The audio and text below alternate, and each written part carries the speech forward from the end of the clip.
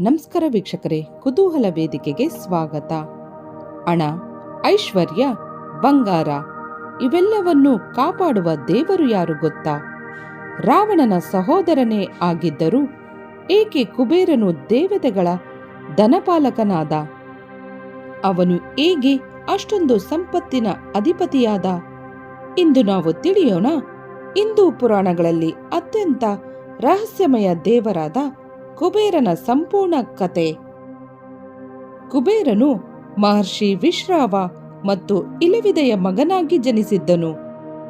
ಅವನ ತಾತನಾದ ಪುಲಸ್ತ್ಯ ಮಹರ್ಷಿ ಬ್ರಹ್ಮದೇವರ ಮಾನಸ ಪುತ್ರರಲ್ಲಿ ಒಬ್ಬರಾಗಿದ್ದರು. ಅಂದ್ರೆ ಬ್ರಹ್ಮನ ಮನಸ್ಸಿನಿಂದ ಹುಟ್ಟಿದ ಮಹರ್ಷಿಗಳಲ್ಲಿ ಪುಲಸ್ತ್ಯರೂ ಒಬ್ಬರು. ಪುಲಸ್ತ್ಯ ಮಹರ್ಷಿಗೆ ವಿಶ್ರಾವ ಎಂಬ ಪುತ್ರನಾದನು. ವಿಶ್ರಾವ ಮಹಾನ್ ಋಷಿಯಾಗಿದ್ದು ಅಪಾರ ಜ್ಞಾನ ಮತ್ತು ತಪಸ್ಸಿನ ಶಕ್ತಿಯನ್ನು ಹೊಂದಿದ್ದನು. ವಿಶ್ರಾವನ ಮೊದಲ ಪತ್ನಿ ಇಲವಿದೆ. ಇವರಿಗೆ ಜನಿಸಿದ ಮಗನೇ ಕುಬೇರ. ನಂತರ ವಿಶ್ರಾವ ಕೈಕಸಿ ಎಂಬ ರಾಕ್ಷಸಿ ಮಹಿಳೆಯನ್ನು ವಿವಾಹವಾಗಿದ್ದನು. ಇವರಿಗೆ ಜನಿಸಿದ ಮಕ್ಕಳು ರಾವಣ, ಕುಂಭಕರ್ಣ, ವಿಭೀಷಣ ಮತ್ತು ಶೂರ್ಪಣಖೆ. ಈ ಕಾರಣದಿಂದ ಕುಬೇರನು ರಾವಣನ ಮಲ ಸಹೋದರನಾಗಿದ್ದನು. ಆದರೆ ಇಬ್ಬರ ಸ್ವಭಾವ ಸಂಪೂರ್ಣ ವಿಭಿನ್ನವಾಗಿತ್ತು. ಕುಬೇರನು ಧರ್ಮ ಮತ್ತು ಭಕ್ತಿಯ ಮಾರ್ಗವನ್ನು ಅನುಸರಿಸಿದನು. ರಾವಣನು ಶಕ್ತಿ ಮತ್ತು ಅಹಂಕಾರದ ದಾರಿಯನ್ನು ಹಿಡಿದನು. ಬ್ರಹ್ಮನಿಗಾಗಿ ಕಠಿಣ ತಪಸ್ಸು.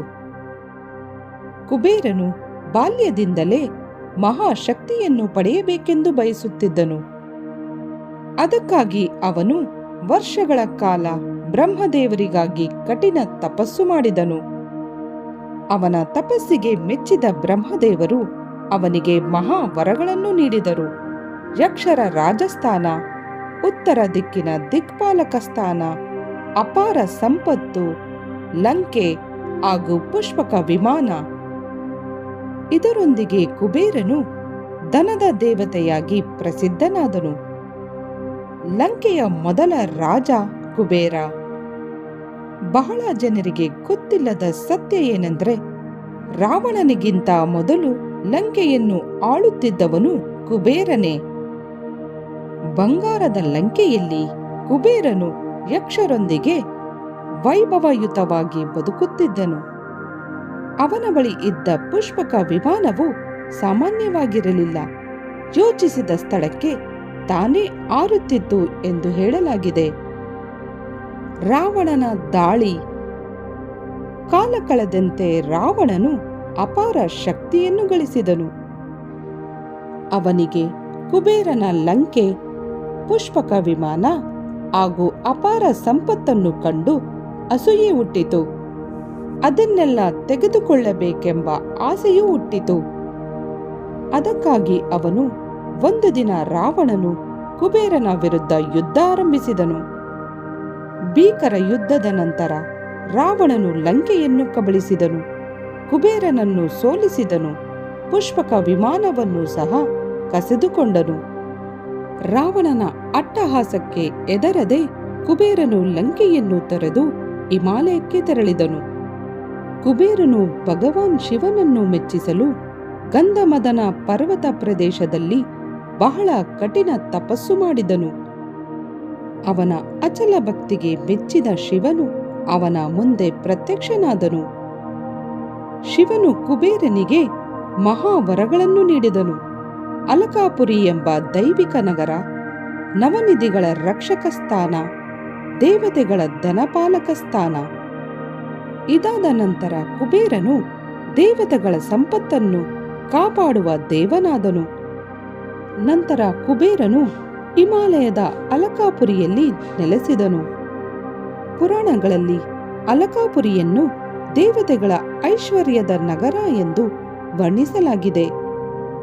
ಶಿವ ಗಣೇಶನಿಂದ ಅಹಂಕಾರಕ್ಕೆ ಪಾಠ. ಕಾಲ ಕಳೆದಂತೆ ಕುಬೇರನಿಗೆ ತನ್ನ ಸಂಪತ್ತಿನ ಬಗ್ಗೆ ಅಹಂಕಾರ ಬೆಳೆಯಿತು. ಅವನು ಯೋಚಿಸಿದನು, ನನ್ನಷ್ಟು ಶ್ರೀಮಂತ ಯಾರೂ ಇಲ್ಲ ಎಂದು. ಒಂದು ದಿನ ಅವನು ಶಿವನನ್ನು ತನ್ನ ಅರಮನೆಗೆ ಆಹ್ವಾನಿಸಿದನು. ಆದರೆ ಶಿವನು ಸ್ವತಃ ಹೋಗಲಿಲ್ಲ. ಬದಲಿಗೆ ಗಣೇಶನನ್ನು ಕಳುಹಿಸಿಕೊಟ್ಟನು. ಗಣೇಶನು ಅರಮನೆಗೆ ಬಂದ ನಂತರ ಆಹಾರ ತಿನ್ನಲು ಶುರು ಮಾಡಿದನು. ತಿನ್ನುತ್ತಾ ತಿನ್ನುತ್ತಾ ಅರಮನೆಯಲ್ಲಿದ್ದ ಎಲ್ಲ ಆಹಾರ ಮುಗಿದಿತ್ತು. ಆದರೂ ಗಣೇಶನ ಹಸಿವು ತೀರಲಿಲ್ಲ. ಕುಬೇರನು ಬೆಚ್ಚಿಬಿದ್ದನು. ಅವನಿಗೆ ಅರ್ಥವಾಯಿತು, ಸಂಪತ್ತಿನಿಂದ ಎಲ್ಲವನ್ನೂ ಗೆಲ್ಲಲು ಸಾಧ್ಯವಿಲ್ಲ. ಕೊನೆಗೆ ಅವನು ಶಿವನ ಬಳಿ ಕ್ಷಮೆ ಕೇಳಿದನು. ವೆಂಕಟೇಶ್ವರನಿಗೆ ಕುಬೇರ ಕೊಟ್ಟ ಸಾಲ. ಪುರಾಣಗಳ ಪ್ರಕಾರ ಶ್ರೀನಿವಾಸನು ಪದ್ಮಾವತಿಯನ್ನು ವಿವಾಹವಾಗಲು ಅಪಾರ ಧನದ ಅಗತ್ಯವಿತ್ತು. ಆ ಸಮಯದಲ್ಲಿ ಕುಬೇರನೇ ಅವನಿಗೆ ಸಾಲ ನೀಡಿದನು ಎಂದು ನಂಬಲಾಗಿದೆ. ಇಂದಿಗೂ ತಿರುಪತಿಯಲ್ಲಿ ಭಕ್ತರು ಅರ್ಪಿಸುವ ಹಣ ಆ ಸಾಲ ತೀರಿಸಲು ಸಹಾಯ ಮಾಡುತ್ತದೆ ಎಂಬ ನಂಬಿಕೆ ಇದೆ. ನವನಿಧಿಗಳ ರಹಸ್ಯ. ಪುರಾಣಗಳ ಪ್ರಕಾರ ಕುಬೇರನ ಬಳಿ ನವನಿಧಿಗಳು ಎಂಬ 9 ದೈವಿಕ ಸಂಪತ್ತುಗಳು ಇದ್ದವು. ಇವು ಕೇವಲ ಹಣವಲ್ಲ, ಸಮೃದ್ಧಿ, ಐಶ್ವರ್ಯ ಮತ್ತು ದೈವಿಕ ಶಕ್ತಿಯ ಸಂಕೇತಗಳಾಗಿದ್ದವು. ಅದರ ಕಾರಣದಿಂದಲೇ ಕುಬೇರನನ್ನು ಇಂದಿಗೂ ಸಂಪತ್ತಿನ ದೇವರೆಂದು ಪೂಜಿಸಲಾಗುತ್ತದೆ. ಕುಬೇರನ ಪೂಜೆಯ ಮಹತ್ವ. ದೀಪಾವಳಿಯ ಸಮಯದಲ್ಲಿ ಬರುವ ಧನತ್ರಯೋದಶಿಯಂದು ಕುಬೇರ ಪೂಜೆ ಮಾಡುವುದು ವಿಶೇಷ. ಜನರು ನಂಬುವುದೇನೆಂದರೆ ಕುಬೇರನ ಪೂಜೆಯಿಂದ ಐಶ್ವರ್ಯ ವೃದ್ಧಿಯಾಗುತ್ತದೆ, ಮನೆಯಲ್ಲಿ ಧನ ಸಮೃದ್ಧಿ ಬರುತ್ತದೆ ಹಾಗೂ ಶುಭ ಮತ್ತು ಸಮೃದ್ಧಿ ನೆಲೆಸುತ್ತದೆ. ಹಾಗಾದ್ರೆ ಕುಬೇರನು ಲಂಕೆಯ ರಾಜನಾಗಿದ್ದ ಒಬ್ಬ ದೇವತೆ. ಸಂಪತ್ತನ್ನೆಲ್ಲ ಕಳೆದುಕೊಂಡರೂ ಭಕ್ತಿಯನ್ನು ಕಳೆದುಕೊಳ್ಳಲಿಲ್ಲ. ಅದೇ ಭಕ್ತಿಯ ಫಲವಾಗಿ ಕುಬೇರನು ವಿಶ್ವದ ಸಂಪತ್ತಿನ ರಕ್ಷಕನಾದನು. ಹಾಗಾದ್ರೆ ಸ್ನೇಹಿತರೆ, ಈ ಕಥೆ ನಿಮಗೆ ಇಷ್ಟವಾದಲ್ಲಿ ಲೈಕ್ ಮಾಡಿ, ಶೇರ್ ಮಾಡಿ ಮತ್ತು ಸಬ್ಸ್ಕ್ರೈಬ್ ಮಾಡೋದನ್ನು ಮರಿಬೇಡಿ.